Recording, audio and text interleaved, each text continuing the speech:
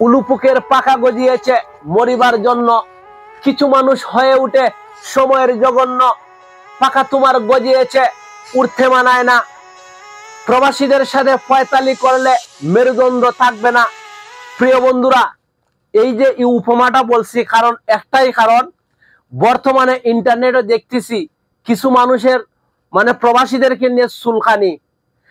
অতীতে কিন্তু যা স্বৈরা শাসক ছিল দেশ থেকে ভাগছে, ভাগার পরে যে সাধারণ মানুষ দেশের মাঝে গদিতে বসাইছে অনেকরে, যারা বড় বড় বর্তমানে পদে আছে, বিশেষ করে আসিফ নজরুল স্যার, আপনাকে বলতেছি, বিশেষ করে আপনারে বলতেছি, বর্তমানে কিছু কিছু কথাবার্তা আপনি বলেন এগুলা কিন্তু কথাবার্তা ঠিক না। আমরা প্রবাসীরা, একটা মানুষ বলে শিক্ষা হইতেছে জাতির মেরুদণ্ড, মেরুদণ্ড যদি শিক্ষা ঠিক না থাকে তাহলে মেরুদণ্ড মানুষের থাকে না।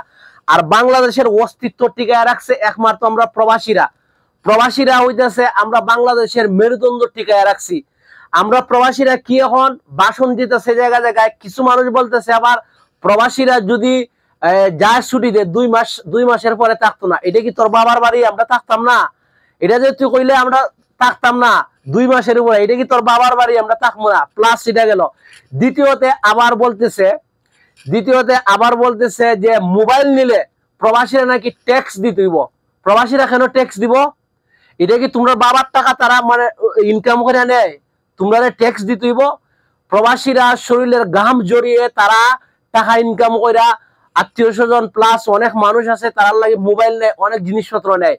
তোমরা একটা মোবাইল নিলে মোবাইলের ট্যাক্স দিয়ে দিব, তার মানে বোঝা গেল এটা তোমাদের বাবার টাকা দিয়ে আমরা প্রবাস আইছি, আবার তোমরা টাকা দিয়ে আমরা নিব। এই জন্য বলতেছি প্রবাসীদের সাথে পয়তালি করলে কিন্তু মেরুদণ্ড থাকবো না।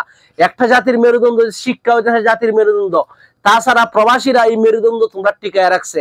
যেমনি ভাবে দেশের স্বৈরা শাসক যে মানে প্রবাসীরা বাগাইছিল, রেমিটেন্স দেওয়া বদ্ধ করছিল, তেমনি ভাবে যদি মানে প্রবাসীরা করলে এমন কথা কইও না প্রবাসীদের চান্দি গরম করে না, যদি গরম করো তাহলে কিন্তু প্রবাসীরা রেমিটেন্স দেওয়া বদ্ধ হইব, তোমরা চান্দি ফিউজ হয়ে দিব। বুঝতে পারছো তো? ভালো হয়ে যাও তো, এই কথা কইব না। মাসুদ তুই ভালো হয়ে যা মাসুদ, আর কিছু বললাম না, ভালো থাকো, এখনো ভালো আছে, ভালো হয়ে যাও। এগুলা কথাবার্তা কইলে অভ্রান্তি কথাবার্তা কইয়া মানুষের বিভ্রান্তি ফালায় না। আর যদি প্রবাসীরা একবার চান্দি গরম কইলা কিন্তু তোমরা অস্তিত্ব থাকতো না। তো ভালো থাকবা, এখনো জবান কন্ট্রোল মাসুদ কন্ট্রোল।